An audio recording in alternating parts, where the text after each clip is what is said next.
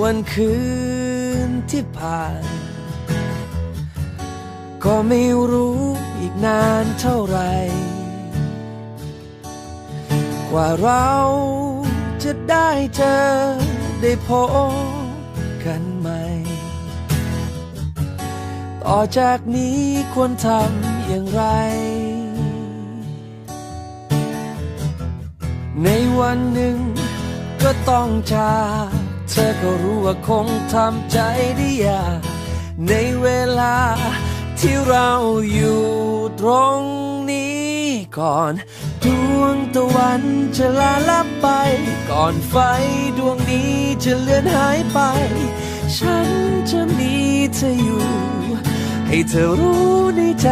ตลอดก่อนเสียงที่ลมได้พาพัดไปกลับกลายเป็นเสียงแห่งความเงียบงันให้ฉันและเธอได้เก็บความรักที่เรานั้นมีต่อกัน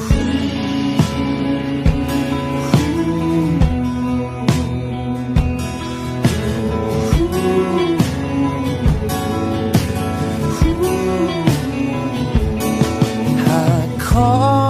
ได้จริงอยากขอเวลาอยู่ตรงนี้ได้เป็นเหมือนเก่าแต่เราก็รู้ดีว่าทำไม่ได้ต่อจากนี้ควรทำอย่างไรในวันหนึ่งก็ต้องจากเธอก็รู้ว่าคงทำใจได้ยากในเวลาที่เราอยู่ตรงนี้ก่อนดวงตะวันจะลาลับไปก่อนไฟดวงนี้จะเลือนหายไป